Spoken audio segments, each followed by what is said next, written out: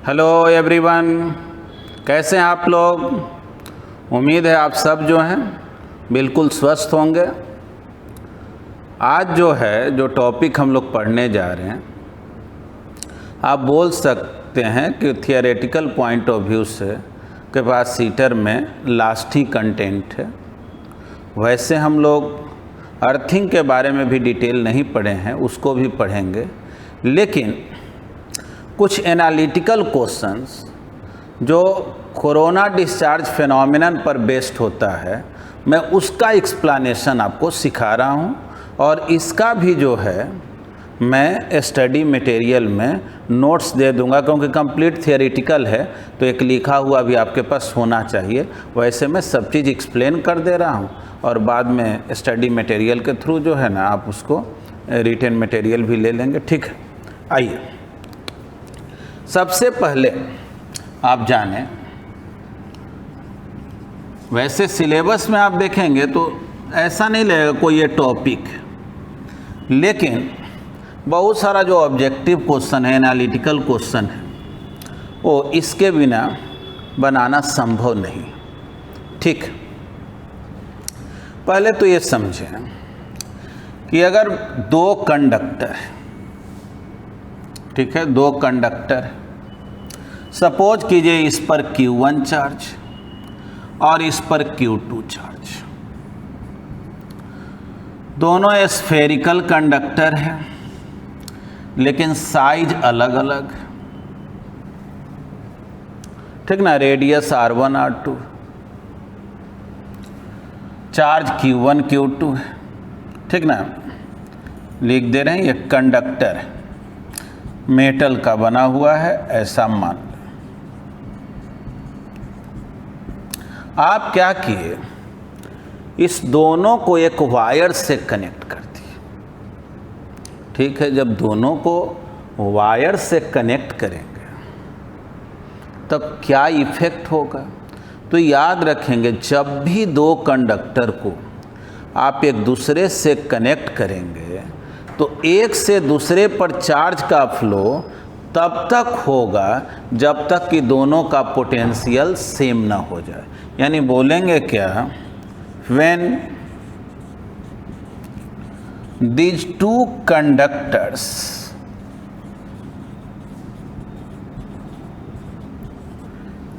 are connected by a conducting wire, then flow of charge takes place till their potential becomes equal, ठीक ना, till their potential becomes equal। देखिए board पे इसलिए भी लिख दे रहे हैं कि अगर आप स्टडी मटेरियल देख करके अपने से बनाना चाहते हैं, और बार बार समझाते भी हैं, खुद से बनाया हुआ नोट्स ज़्यादा बेहतर होता है। ऐसा बहुत कम ही चांस है कि एग्ज़ाम में आए कि पूरा कोरोना डिस्चार्ज डिटेल में एक्सप्लेन करो, अब 5 मार्क्स से 1 नंबर के लिए आ सकता है, और उसके लिए एक बस लास्ट लाइन डिफिनीशन हम लोग पढ़ेंगे और वहाँ वो क्लियर हो जाएगा। लेकिन बेहतर वे में समझने के लिए कि आगे भी समझ में, इसीलिए मैं लिटरेचर को इस पर लिख दे रहा। अब आइए क्या कहा जा रहा है कि जब दोनों को आप वायर से कनेक्ट करेंगे तो एक से दूसरे पर चार्ज का फ्लो तब तक होगा जब तक कि दोनों का पोटेंशियल सेम ना हो, दोनों का पोटेंशियल सेम ना हो जाए। ठीक, चलिए वायर से कनेक्ट कर दिए। मान लीजिए इस पर Q1 चार्ज हो गया, इस पर Q2 चार्ज हो गया, ठीक ना। पहले अलग अलग चार्ज था, अभी भी चार्ज अलग अलग ही हुआ, लेकिन अब इसका चार्ज कुछ इस पर गया, चाहे इसका इस पर गया, ये मुझे मालूम नहीं। लेकिन हाँ इतना मालूम है कि चार्ज का फ्लो तब तक होगा जब तक कि दोनों का पोटेंशियल सेम ना है।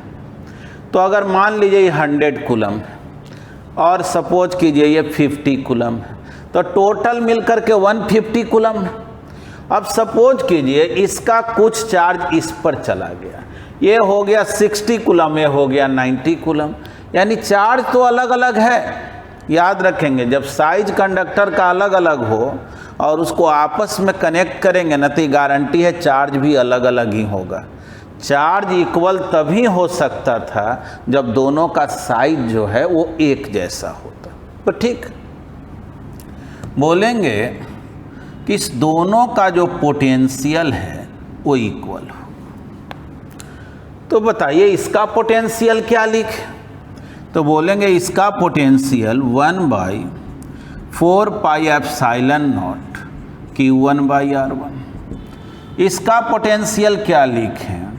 1/4 पाई एप्सिलॉन नॉट Q2/R2, है ना। तब तक चार्ज का फ्लो होते रहेगा जब तक कि दोनों का पोटेंशियल सेम ना हो जाए। आप ऐसा समझिए कि दो ठो ड्रम है, एक ड्रम में ज़्यादा हाइट तक पानी भरा हुआ, एक में कम, और दोनों को पाइप से कनेक्ट कर दिए। तो एक से दूसरे ड्रम में तब तक पानी जाएगा जब तक कि दोनों का लेवल सेम नहीं, यानी पोटेंशियल एक तरह से लेवल का काम कर। ठीक है, देखिएगा यहाँ पे एप्सिलॉन नॉट को कैंसिल कर दिए, Q1/4 पाई R1 इधर हो गया Q2/4 पाई R2। ठीक, एक काम कीजिए, अगर इसमें R1 से ऊपर नीचे मल्टीप्लाई करें तो यहाँ हो गया R1 और यहाँ हो गया R2 से ऊपर नीचे मल्टीप्लाई कर दे R2 स्क्वायर। थोड़ा बढ़िया से देखें तो ये चार्ज बाई एरिया है, 4 पाई R स्क्वायर एरिया का फॉर्मूला ना, 4 पाई R1 स्क्वायर इसका एरिया हो गया। तो ये हो गया सरफेस चार्ज डेंसिटी, है ना, surface charge density σ1 into R1, और ये है surface charge density σ2 into R2। देख लें सरफेस चार्ज डेंसिटी का फॉर्मूला, इसके सरफेस चार्ज डेंसिटी को σ1 बोल दिए, इसके σ2 बोल दिए। थोड़ा देखें तो ध्यान से, σ1 डिवाइडेड बाई σ2 R2/R1।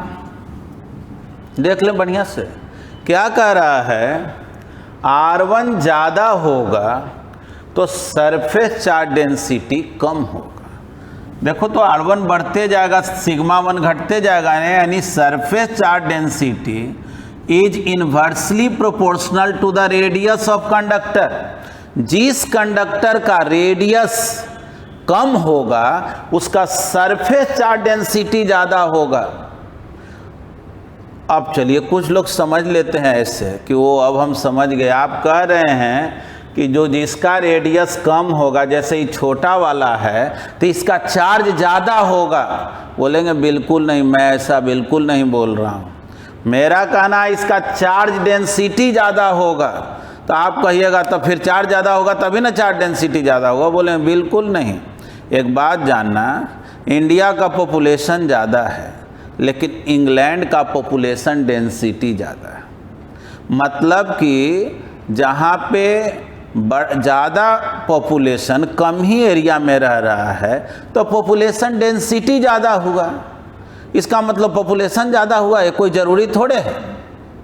तो वैसे ही समझेंगे, चार्ज तो ज़्यादा इसी पर होगा, ये गारंटी है, लेकिन चार्ज का जो डेंसिटी है ना इसका ज़्यादा होगा। यानी इस पे भले मान लो एक मिनट के लिए इस पर 90 कूलम है और इस पर 60 कूलम, लेकिन 90 कूलम के लिए बहुत बड़ा सरफेस है, यानी इस पर जो चार्ज है समझो दूर दूर में है, आसानी से जो है एक दूसरे से डिस्टेंस बनाए हुए है समझो। और इस पर देखोगे क्या कि चार्ज का डेंसिटी जो है उसके कंपैरिजन में ज़्यादा है। इससे हम लोग ये सीखे कि जब भी दो कंडक्टर को आपस में आप कनेक्ट करेंगे, याद रखेंगे दो कंडक्टर को जैसे ही आप आपस में कनेक्ट करते हैं वो एक तरह से सिंगल कंडक्टर जैसा बिहेव करने लगता है। जो पोटेंशियल इसका होगा वही इसका होगा। चार्ज का फ्लो एक से दूसरे पर तब तक होता है जब तक कि पोटेंशियल सेम ना हो जाए। और हम लोग इसमें कंक्लूजन क्या निकाले कि जिसका रेडियस जितना ही कम होगा उसका सरफेस चार्ज डेंसिटी उतना ही ज़्यादा होगा। तो कहीं कि इससे होता क्या है, बोले खैर ये तो एक नॉलेज हुआ, होता क्या है वो भी आगे समझते हैं। अब देखिए, जहाँ तक सवाल है कोई भी चार्ज कंडक्टर के नज़दीक में इलेक्ट्रिक फील्ड का, ठीक ना, थोड़ा समझेंगे। यहाँ पे हम स्टार दे करके लिख दे रहे हैं। जैसे कोई स्फीयर है, इस पर क्यू चार्ज, इसका रेडियस जो है ना वो आर। अगर आपसे कोई कहे कि इसके सरफेस पे इलेक्ट्रिक फील्ड कितना होगा तो हम लोग क्या बोलेंगे, 1/4πε0 Q/r²। देख लें, एक तो फॉर्मूला जानते ही, थोड़ा देखिएगा जगह कम है।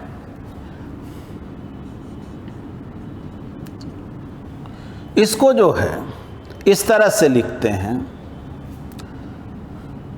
देखो Q/4πr²। इसको जो है ना अब एक्सप्लेन करने के लिए थोड़ा स्पेस चाहिए, तो ऐसा कीजिए कि ये बात को हम पहले आप लोग पॉज करके लिख लीजिए, तो अब फिर जो है ना आगे मैं समझा रहा। हाँ, तो देखें, जैसे हम लोग डिस्कस कर रहे थे ना कि कंडक्टर पे प्लस क्यू चार्ज दिए, रेडियस आर है, इलेक्ट्रिक फील्ड इतना है। अब देखिए तो इसी इलेक्ट्रिक फील्ड को यहाँ पे लिख रहे हैं, Q/4πr², सही लिख।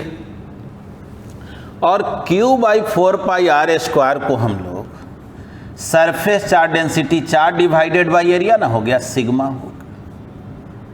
ठीक है, देखो ये रिजल्ट क्या कह रहा है, ये रिजल्ट कह रहा है कि कोई भी चार्ज कंडक्टर अगर होगा तो चार्ज कंडक्टर के नज़दीक में इलेक्ट्रिक फील्ड कितना होता है, σ/ε0। यानी ये जो इलेक्ट्रिक फील्ड है वो डायरेक्टली प्रोपोर्शनल किसके हो गया, सिग्मा के। यानी जिस कंडक्टर का सरफेस चार्ज डेंसिटी जितना ही ज़्यादा होगा उसके नज़दीक में इलेक्ट्रिक फील्ड उतना ही ज़्यादा होगा। तो हम लोग ये निष्कर्ष निकाले कि अगर कोई हमसे पूछे कि चार्ज किस पर ज़्यादा होगा तो बोलेंगे चार्ज तो बड़ा वाला पे ही ज़्यादा होगा।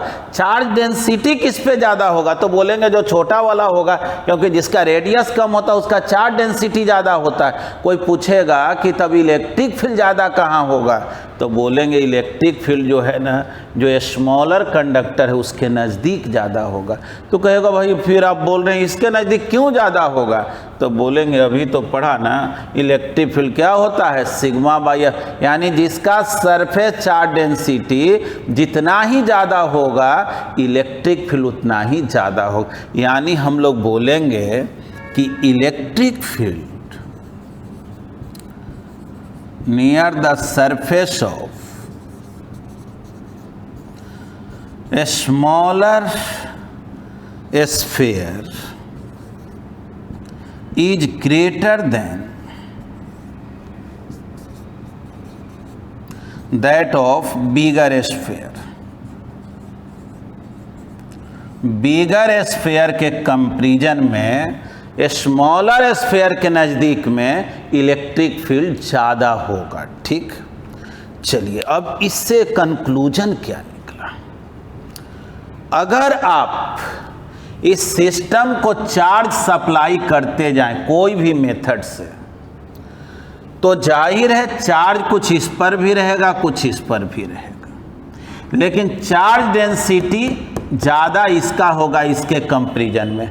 तो अगर आप चार्ज बढ़ाते जाएंगे तो चार्ज डेंसिटी बढ़ते जाएगा, और चार्ज डेंसिटी जब बढ़ेगा तो इलेक्ट्रिक फील्ड बढ़ेगा।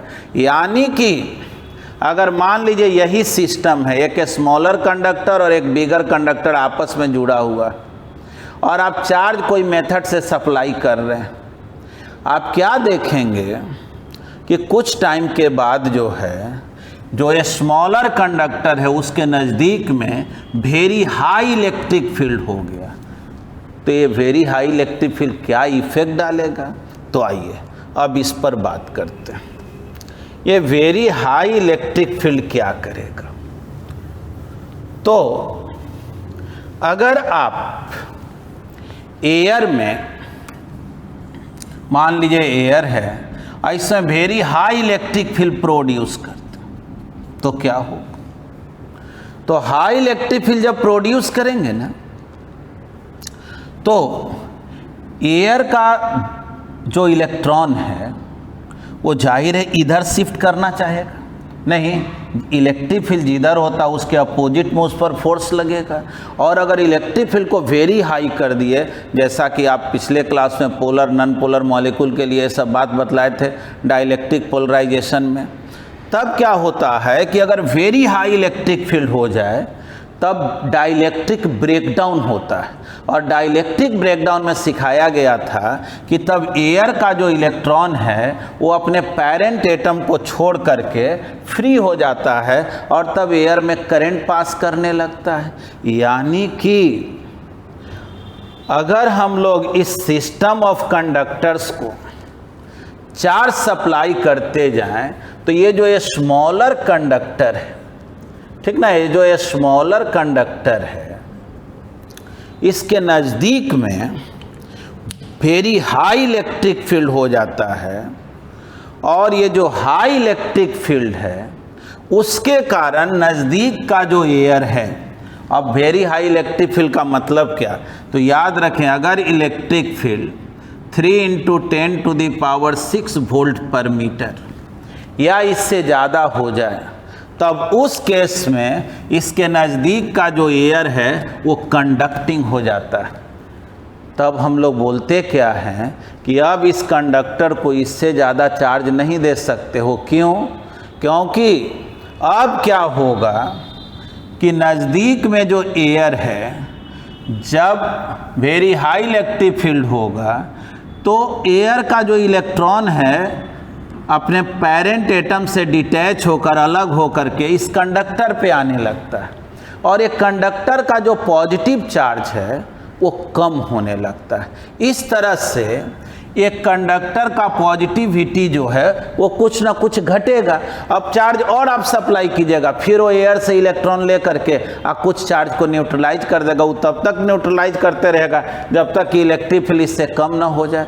यानी कि एक लिमिट के बाद आप कंडक्टर को नहीं चार्ज कर सकते। ये तो डिस्कशन हम लोग पहले भी किए हुए हैं। लेकिन ये कोरोना डिस्चार्ज क्या है?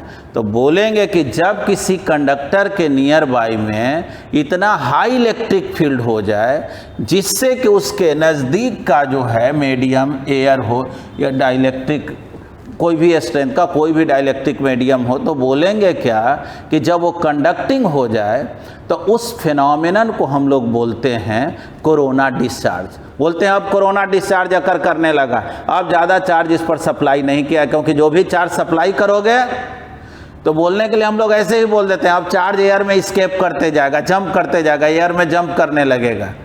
हालांकि ऐसा नहीं, अगर ये पॉजिटिवली चार्ज बॉडी है तो एयर में जंप नहीं करता बल्कि एयर के इलेक्ट्रॉन को ले लेता है, तो पॉजिटिविटी घट जाता है। तो हम लोग बोलते हैं चार्ज गया कहाँ? तो जंप करके एयर में चला गया, है कि नहीं? तो बोलेंगे क्या कि कोरोना डिस्चार्ज जो फिनोमिनन है उस फिनोमिनन में कंडक्टर के नियर बाई इतना ज़्यादा इलेक्ट्रिक फील्ड हो जाता है कि एयर का जो एयर के थ्रू करंट पास करने लगता है और ये कह सकते हैं एयर का जो इलेक्ट्रॉन है इस पॉजिटिवली चार्ज कंडक्टर पर आकर के एक्युमुलेट होने लगता है और इसके पॉजिटिव चार्ज को कुछ न्यूट्रलाइज कर देता है और इस फिनोमेनन को हम लोग कोरोना डिस्चार्ज बोलेंगे। वैसे एक बिल्कुल, तो चलिए ये तो हम लोग सीख गए कि अगर बिगर स्मॉलर स्फीयर बिगर स्फीयर को आपस में कनेक्ट करेंगे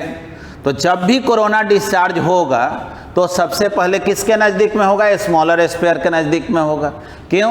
क्योंकि इसी का चार्ज डेंसिटी ज़्यादा होता है, तो इलेक्ट्रिक फील्ड इसी के नज़दीक ज़्यादा होगा, और जाहिर है इसके नज़दीक ज़्यादा होगा तो वहीं पे कोरोना डिस्चार्ज भी होगा, क्योंकि वो हाई इलेक्ट्रिक फील्ड में ही होता है। कोरोना डिस्चार्ज फिनोमिनन मतलब समझ ही गए, डाइलेक्ट्रिक ब्रेकडाउन होना चाहिए, उसके सराउंडिंग से जो है ना करंट पास करने लगना चाहिए, उसी फिनोमिनन का नाम हम लोग दे देते हैं कोरोना डिस्चार्ज। अब थोड़ा चलिए आगे समझिएगा। अगर मान लीजिए आपसे कुछ इस तरह का क्वेश्चन पूछा जाए, कहा गया कि एक इरेगुलर शेप का कंडक्टर, ठीक ना, ये भी कंडक्टर है इरेगुलर शेप, और आप इसको चार्ज सप्लाई किए, तो आप क्या देखेंगे कि जहां पे इसका पॉइंटेड एंड है, जैसे ये पॉइंटेड टाइप के ना, नुकीला है, वहाँ पे चार्ज जो है या चार्ज डेंसिटी कहें बहुत ज़्यादा है, और जहाँ पे फ्लैट पार्ट है वहाँ चार्ज डेंसिटी कम है, ठीक ना। जैसे फिगर में दिखाया गया है, यहाँ चार्ज डेंसिटी जो है ना नज़दीक नज़दीक चार्ज दिखाया गया, यानी कि ऐसा क्यों? तो बोलेंगे कि अभी सीखे कि अगर दो कंडक्टर को आपस में कनेक्ट करेंगे तो जाहिर है दोनों मिल करके इनडायरेक्ट वे में सिंगल कंडक्टर में कन्वर्ट हो जाता है, और जो पार्ट जो है जितना ही छोटा होता है, जिसका रेडियस जितना ही कम होता है, जो जितना ही ज़्यादा कर्व्ड होगा उसका चार्ज डेंसिटी उतना ही ज़्यादा होता है। तो सोचो ये भी पूरा कंडक्टर मिल करके एक सिंगल कंडक्टर है, और कोई भी सिंगल कंडक्टर का पोटेंशियल हर पॉइंट पर इक्वल होता है, तो बोलेंगे क्या कि जो पॉइंटेड एंड है, जहां रेडियस सबसे कम है, वहां इलेक्ट्रिक फील्ड सबसे ज़्यादा होगा। और इस बात को याद रखना कि अगर इस कंडक्टर को चार्ज देते जाएं तो कोरोना डिस्चार्ज अगर अकर करेगा तो वो कहाँ पे? तो इस कॉर्नर के पास, ठीक ना। अब ऑब्जेक्टिव क्वेश्चन में क्वेश्चन कैसे पूछता है, क्या करेगा? इसको मान लो नाम दे दिया पॉइंट ए, इसको बोल दिया पॉइंट बी, इसको बोल दिया पॉइंट सी, इसको बोल दिया डी। अब क्वेश्चन में ऐसे कहेगा कि इस कंडक्टर को कंटिन्यूअसली हम चार्ज सप्लाई कर रहे हैं कोई भी मेथड से, ये बतलाओ अगर चार्ज एयर में जंप करने लगेगा, स्केप करने लगेगा, तो आखिर वो कहाँ से जंप करेगा? तो हम लोग बोलेंगे कि वो जंप करेगा कहाँ से? तो जो पॉइंटेड एंड होगा, जहाँ रेडियस सबसे कम होगा, वहाँ से, क्योंकि वहीं पर सरफेस चार्ज डेंसिटी सबसे ज़्यादा। यानी इस फिगर में वो बोलेंगे ना कि ये जो पॉइंट ए है, यहीं पे कोरोना डिस्चार्ज एग्जिस्ट करेगा, अकर करेगा। समझ गए क्यों? क्योंकि जाहिर है वहाँ पे रेडियस कम है, और जहाँ रेडियस कम है वहाँ चार्ज डेंसिटी ज़्यादा होता है। तो चलिए हम लोग कुछ एनालिटिकल क्वेश्चन पढ़े। एक तो पढ़ लिए कि कोरोना डिस्चार्ज क्या है, बोलेंगे स्टडी मटेरियल में भी जो है ना वो लिख करके दे देंगे, क्योंकि लिटरेचर वाला पार्ट है। और सेकंड बात आप ये भी समझ गए कि जब इरेगुलर शेप का कंडक्टर रहे तो जो पॉइंटेड एंड हो वहीं से चार्ज क्यों स्केप करता है? क्योंकि वहाँ पर जो है उसका चार्ज डेंसिटी सबसे ज़्यादा होता है, और जहाँ चार्ज डेंसिटी ज़्यादा होगा उसके नियर बाई में इलेक्ट्रिक फील्ड ज़्यादा होगा, और जहाँ इलेक्ट्रिक फील्ड ज़्यादा होगा वहीं तो ब्रेकडाउन अकर करता है, वहीं कोरोना डिस्चार्ज अकर करता है। उम्मीद है आप इसको समझे होंगे, ठीक ना। इसका एक आप पॉज करके वीडियो बना ले, स्क्रीनशॉट ले लें। अब देखिए आपके माइंड में एक क्वेश्चन ये भी आ सकता है कि अच्छा हर बार आप पॉजिटिवली चार्ज क्यों ले लेते हैं? चलो अब निगेटिवली चार्ज ले लें। तो मान लो इस पर जो है ना negative charge -Q1 -Q2 charge suppose कीजिए, तो माइनस चार्ज भी रहेगा तो वो तो रूल है ही कि भाई जिसका रेडियस कम होगा उसका सरफेस चार्ज डेंसिटी ज़्यादा होगा। तो इसका तो भाई सरफेस चार्ज डेंसिटी ज़्यादा होगा, इसमें कोई दो राय नहीं। इसके नज़दीक में इलेक्ट्रिक फील्ड भी ज़्यादा होगा, लेकिन अब इलेक्ट्रिक फील्ड का जो डायरेक्शन है वो बदल गया। तो कोई कहे कि अब कोरोना डिस्चार्ज कैसे होगा, क्या एयर का इलेक्ट्रॉन जो है आकर के इस पर एक्युमुलेट होगा, तो बोलेंगे नहीं, अब ये प्रोसेस उल्टा हो गया। कैसे? मान लो यहाँ पर एयर है ना, इस पोर्शन में एयर है, इलेक्ट्रिक फील्ड इधर है, समझना, एयर है और इलेक्ट्रिक फील्ड इधर है, तब क्या होगा? तब जो है, अब इलेक्ट्रिक फील्ड इधर, तो इलेक्ट्रॉन तो इधर शिफ्ट करेगा, ठीक ना, इलेक्ट्रॉन इधर मूव करना चाहेगा और पॉजिटिव आयन जो है वो इधर मूव करना चाहेगा, है कि नहीं? यानी अगर very high electric field air में हो जाए तब इसका इलेक्ट्रॉन जो है वो दूर भागने लगेगा इस कंडक्टर से, और इसका जो पॉजिटिव आयंस है वो इस पर एक्युमुलेट होने लगेगा, और इस तरह से फिर इसका चार्ज जो है वो घटने लगेगा, क्योंकि ये नेगेटिवली चार्ज बॉडी है और एयर से जो पॉजिटिव आयंस को लेगा तो जाहिर है कुछ नेगेटिविटी तो घटेगा ही। तो फिर उस फिनोमिनन को भी हम लोग क्या नाम देंगे? Corona discharge. उस केस में भी बोलेंगे देखो ना, पहले इतना नेगेटिव चार्ज था, देखो ना इसका नेगेटिव चार्ज घट गया। तो हम लोग बोलते हैं ऐसा समझो कि वो चार्ज कहाँ चला गया? जंप करके एयर में चला गया। हालांकि वो जंप करके वो एयर में नहीं गया, बल्कि एयर के पॉजिटिव आयंस आया और इसके नेगेटिविटी को कुछ कम कर दिया, और इसी फिनोमिनन का नाम हम लोग क्या देते हैं? Corona discharge. ठीक है, उम्मीद है इसको आप समझ गए। अब देखिए, पहले के ओल्ड सिलेबस में वान डी ग्राफ जनरेटर था, है ना, वो करीब 3-4 साल 5 साल पहले से ही उसको हटा दिया गया है। हालांकि इस बार भी जो लिस्ट दिया गया है ना, उसमें लिखा गया है कि वान डी ग्राफ जनरेटर नहीं पढ़ना। तो नहीं पढ़ना है, ये तो ऑलरेडी पहले से ही था कि वान डी ग्राफ जनरेटर जो है वो सिलेबस में नहीं था। तो खैर, हम इसलिए चर्चा कर रहे हैं क्योंकि वान डी ग्राफ जनरेटर में हम लोग हाई वोल्टेज जनरेटर को ऑब्टेंड करते थे, और बॉडी को कैसे चार्ज किया जाता था इस फिनोमिनन को पढ़ना रहता था, और वहाँ पे भी जो है ना रोल था कोरोना डिस्चार्ज का। तो खैर, अब उसको चूँकि पढ़ना नहीं है तो इसलिए उसका मैं डिस्कशन अभी नहीं कर रहा। उम्मीद है आप इसको समझ गए होंगे, है ना।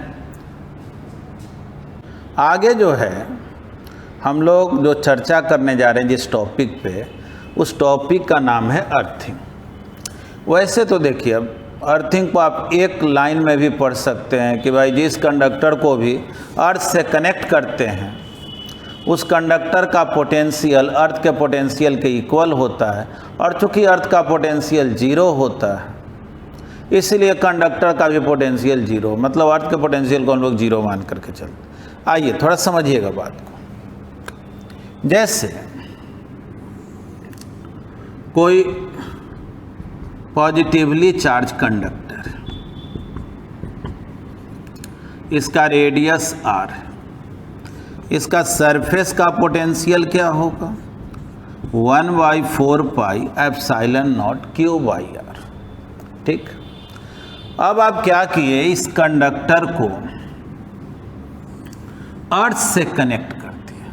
देखिए, अर्थिंग का ये सिंबल है, ठीक ना, इसको अर्थ से कनेक्ट कर दिया। अब कोई पूछे कि इस कंडक्टर पर क्या इफेक्ट होगा, ठीक ना, वही आर रेडियस का कंडक्टर है, पहले पॉजिटिवली चार्ज था, अब अर्थ से कनेक्ट कर, ठीक ना, इसको हम लोग अर्थ बोलते हैं। आइए, तो हम लोग बोलेंगे क्या कि जब भी किसी कंडक्टर को अर्थ से कनेक्ट करते हैं तो कंडक्टर का चार्ज अर्थ में या अर्थ से उस कंडक्टर पे इतना चार्ज का फ्लो होता है कि दोनों का पोटेंशियल इक्वल होता है, और as potential of earth is taken as 0, potential of earth is taken as 0, hence potential of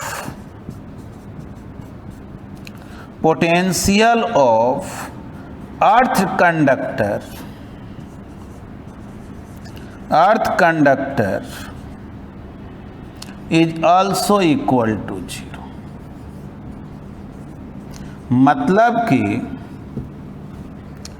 जब आप इस कंडक्टर को अर्थ से कनेक्ट करेंगे तो इस कंडक्टर का भी पोटेंशियल क्या हो जाना चाहिए? 0। तो सोचो तो इस कंडक्टर का पोटेंशियल कब 0 होगा? तो जब इसका चार्ज 0 हो जाए। ठीक है, यानी इसको हम लोग ऐसे भी बोलते हैं कि देखो जी, कोई अगर सिंगल कंडक्टर है, पॉजिटिवली चार्ज्ड है, और उसको अगर अर्थ से कनेक्ट कर दोगे तो उसका जितना भी पॉजिटिव चार्ज है वो कहाँ चला गया? तो अर्थ में चला गया। हालांकि ये बहुत परफेक्ट स्टेटमेंट नहीं है, बतलाएंगे परफेक्ट क्या है, लेकिन जब चार्ज गायब हो गया तो हम लोग बोलते हैं देखो भाई अर्थ से कनेक्ट किए, सब चार्ज कहाँ चला गया? अर्थ में चला गया। हालांकि सही बात ये है कि जब आप इसको अर्थ से कनेक्ट करते हैं कोई मेटल वायर से, तो अर्थ से इतना इलेक्ट्रॉन इस पर जाता है जिससे कि इसके सारे पॉजिटिव चार्ज को न्यूट्रलाइज कर दे, क्योंकि जब तक सारा चार्ज न्यूट्रलाइज नहीं होगा तब तक इसका पोटेंशियल 0 होने वाला नहीं है। समझ गए? यानी कि कोई पॉजिटिवली चार्ज कंडक्टर हो और उसको अगर आप अर्थ से कनेक्ट करेंगे तो उस कंडक्टर का टोटल चार्ज 0 हो गया, क्योंकि अर्थ कंडक्टर जो अर्थ से कनेक्टेड कंडक्टर है उसका पोटेंशियल क्या होना चाहिए? 0। अब देखें हम लोग सेकेंड एग्जांपल। अगर मान लो यही क्वेश्चन कोई कह दे, अच्छा निगेटिवली चार्ज होता तो? निगेटिवली चार्ज होता तब क्या होता जी? निगेटिवली चार्ज रहता तो इस पर -q चार्ज है, इसका रेडियस r है। अभी इसको अर्थिंग नहीं किया गया है, तो अभी अगर पोटेंशियल इसका पूछा जाए तो इसका potential 1/4 pi epsilon not -q/r है ना। ये हो गया इसका पोटेंशियल। और अब आप क्या किए? इसको अर्थ से कनेक्ट कर दिए। ठीक ना। अब इसको आप अर्थ से कनेक्ट कर दिए, तो देखिए अर्थ से अगर कनेक्ट आप करेंगे तो आपको तो मालूम है कि अर्थ से कनेक्ट करने पर इसका पोटेंशियल क्या हो जाना चाहिए? 0। तो पोटेंशियल तभी ना 0 होगा जब इसका चार्ज 0 हो। तो चार्ज 0 होगा कैसे? तो बोलेंगे कि इसका जो इलेक्ट्रॉन है वो इलेक्ट्रॉन कहाँ चला जाएगा अर्थ में। देखो एक बात याद रखना, मूवमेंट तो मेनली इलेक्ट्रॉन का ही ना होता है।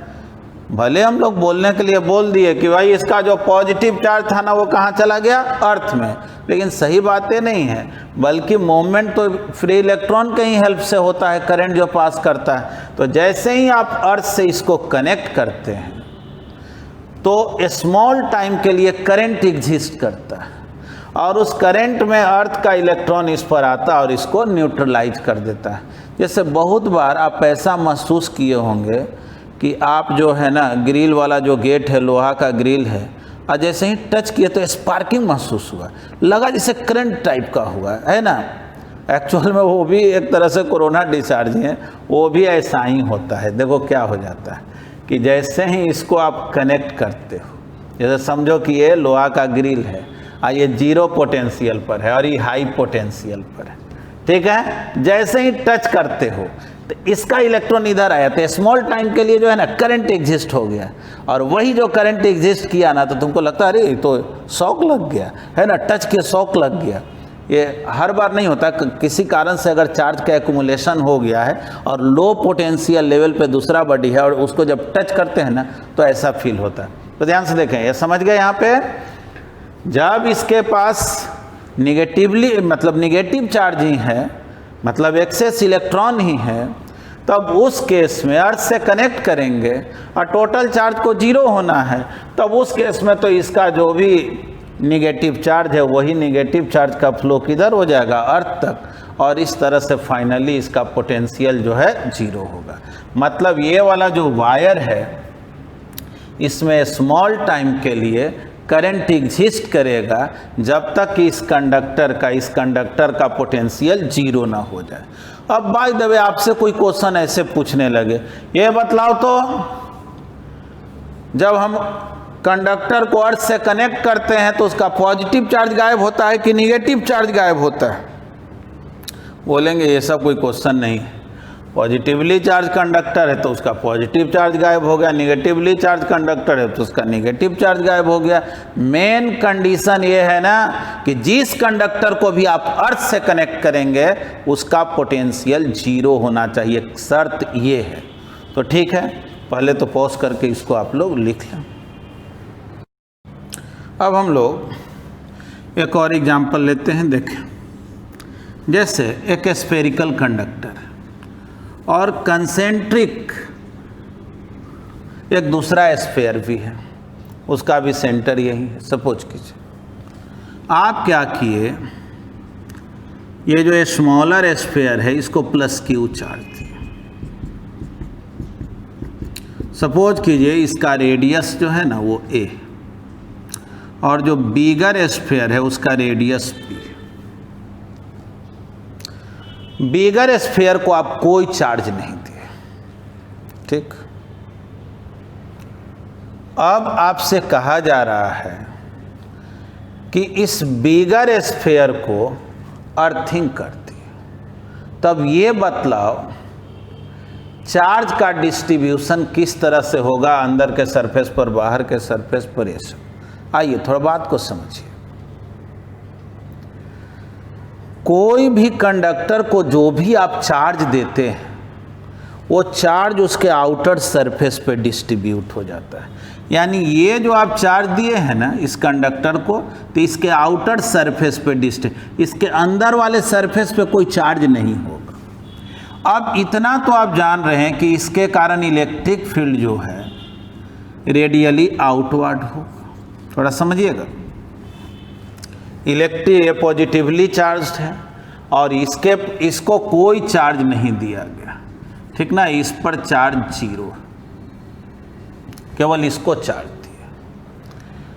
अगर मान लीजिए यही अरेंजमेंट करके आप छोड़ देते, अर्थिंग वगैरह के बात नहीं होता, तब अगला स्टेप में क्या होता। तो इतना आपको मालूम है, इंडक्शन पढ़े थे, ये पॉजिटिवली चार्ज बॉडी है, लाइंस ऑफ फोर्स निकल रहा है, तो ये जो कंडक्टर है, बड़ा वाला जो कंडक्टर है, ये भी इलेक्ट्रिक फील्ड के अंदर है और जितना भी लाइंस ऑफ फोर्स निकलेगा इससे, सब के सब इस स्फेरिकल का बिगर जो स्फेरिकल कंडक्टर है उससे स्ट्राइक करेगा।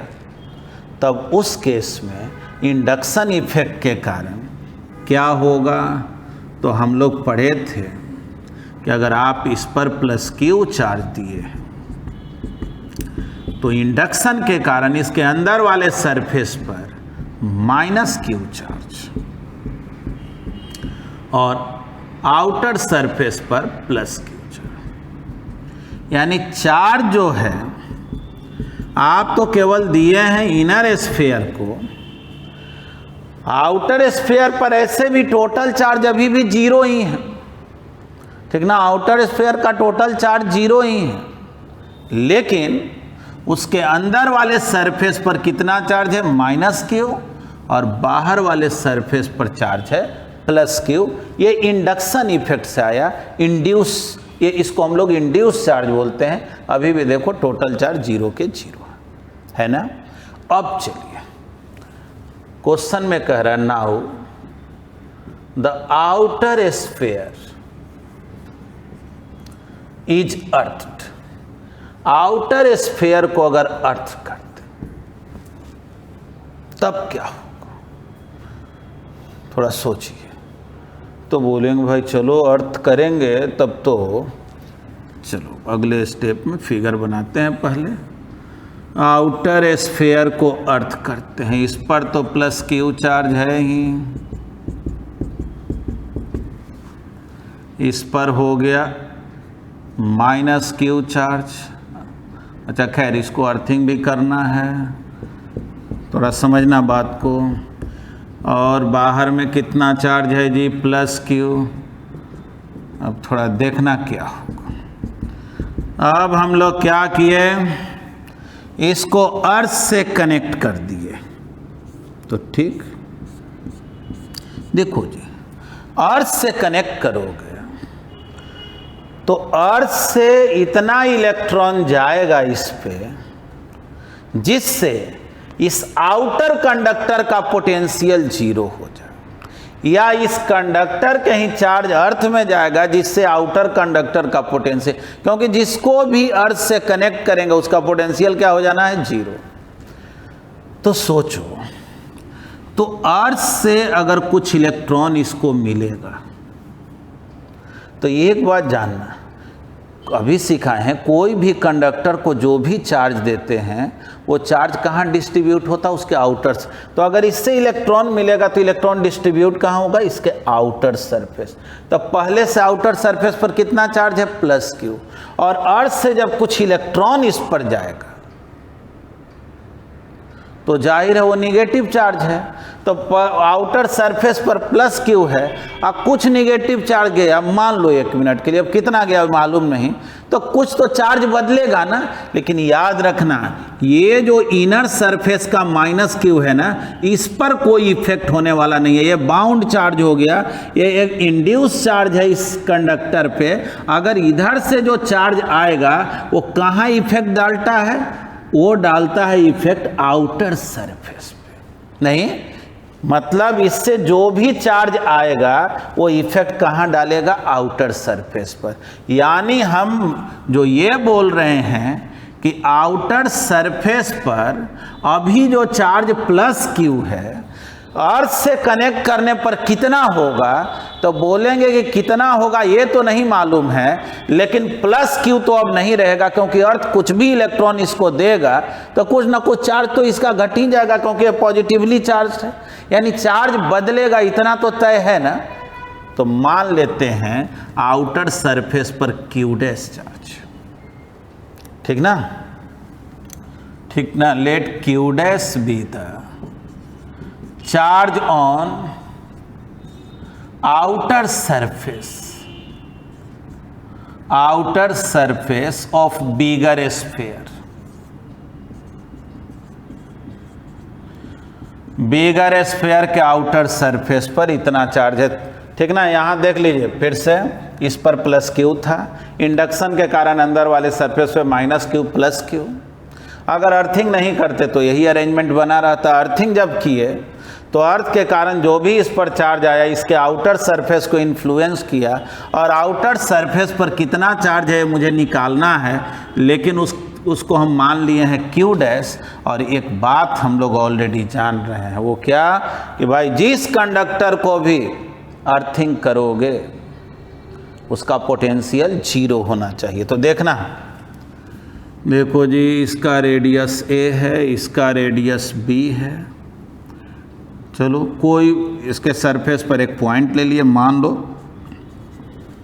इस पॉइंट को हम एम बोल दें, या चलो एन बोल देते हैं, हाँ ध्यान से।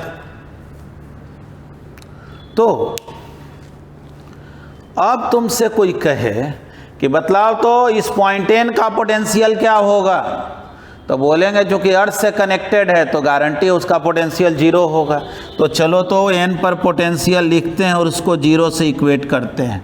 चलो जी, पहले इस कंडक्टर के कारण, स्मॉलर कंडक्टर के कारण एन पर पोटेंशियल क्या होगा, तो हम लोग बोलेंगे भाई पोटेंशियल का फॉर्मूला होता है 1/4 pi epsilon not Q divided by, इस पर चार्ज Q है ना, और देखो पोटेंशियल कहाँ निकालना है, आउटसाइड की इनसाइड की सरफेस पे।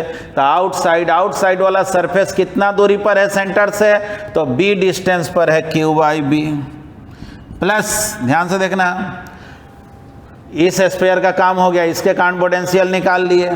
अब इसके कारण काम कर रहे हैं, बोलो इस पर टोटल चार्ज कितना है, -Q + Q डैश। तो पहले ऐसे तो लिख लो 1/4 pi epsilon not -Q + Q dash divided by, बोलो जी इसके कारण पोटेंशियल निकालना है कहाँ पे, तो इसके सरफेस पर। तो सेंटर से सरफेस का दूरी कितना है, B = 0।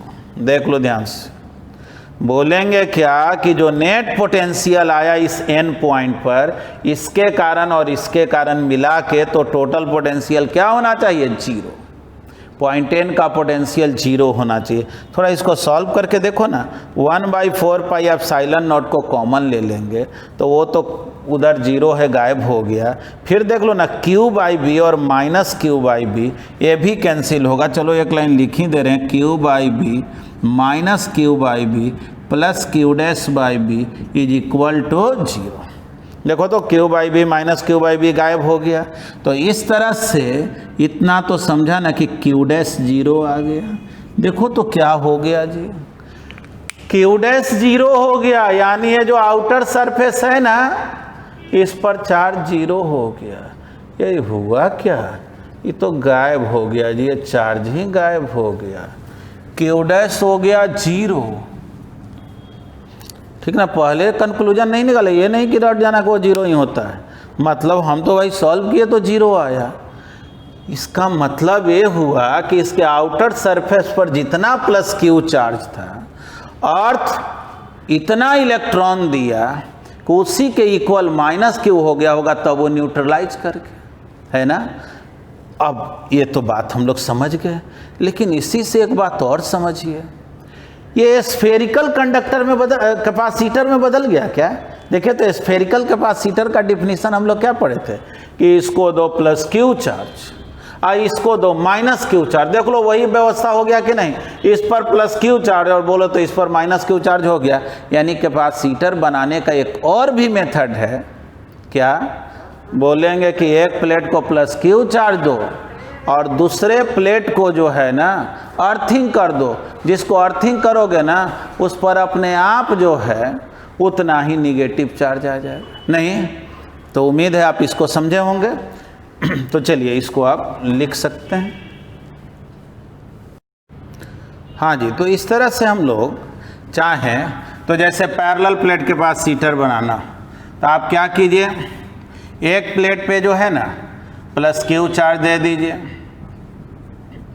और दूसरे प्लेट को अर्थिंग कर दीजिए। दूसरे प्लेट को अर्थिंग कर दें, ये भी एक मेथड है कैपेसिटर बनाने का। ये रेडी हो गया पैरेलल प्लेट कैपेसिटर, खुद ब खुद इधर माइनस क्यू चार्ज हो गया। ठीक ना, ये पैरेलल प्लेट कैपेसिटर हो गया। इसी तरह से आपसे अगर कहा जाए सिलेंड्रिकल प्लेट कैपेसिटर, तो सिलेंड्रिकल प्लेट कैपेसिटर उसको अगर आपको बनाना है तो आप इस तरह से भी बना सकते हैं। एक सिलेंडर लिए और कोएक्सियल एक दूसरा सिलेंडर लिए, क्या किए कि इस सिलेंडर को जो है ना प्लस क्यू चार्ज दिए, इसको प्लस क्यू चार्ज दिए और इसको अर्थिंग कर दिए। बस इधर माइनस क्यू चार्ज आ गया। ठीक है, और स्फेरिकल प्लेट कैपेसिटर तो देख ही रहे हैं हम लोग, इसको प्लस क्यू चार्ज दिए, इसको अर्थिंग कर दिए, अपने आप इस पे माइनस क्यू चार्ज आ गया। ये भी मेथड जो है एक कैपेसिटर को रेडी करने का है। लेकिन अब चूँकि अर्थिंग से रिलेटेड अभी बहुत सारा कंसेप्ट सीखना है, आपको ये भी सिखाएंगे कि दो स्फेरिकल कंडक्टर के जगह 3 हो 4 हो, तो उस तरह के केसेज में हम लोग जब कोई किसी मिडिल वाले स्फेयर को अगर अर्थ कर दिए या इनर स्फेयर को अर्थ कर दिए या केवल आउटर, तो क्या क्या इफेक्ट होगा, इससे रिलेटेड कंसेप्ट को सीखेंगे। लेकिन फ़िलहाल जो है आज के क्लास में हम लोग इतना ही सीखते हैं, लेकिन अर्थिंग से रिलेटेड जो कंसेप्ट है वो कंटिन्यू रहेगा। और जो भी कैपेसिटर टॉपिक में हम लोगों का थियोरेटिकल कंटेंट है वो सब जो है अगले क्लास में तो श्योर फिनिश होगा ही, और अब हम लोग प्रॉब्लम पे भी आएंगे। ठीक है, तो उम्मीद है कि आप लोग बहुत अच्छे ढंग से सीख रहे होंगे। पहले वाले क्लास को रिवाइज करते रहिएगा, क्योंकि थियोरेटिकल कंटेंट के ही उसी के बेसिस पे ना न्यूमेरिकल्स बताया जाता है। ठीक है, तो चलिए धन्यवाद।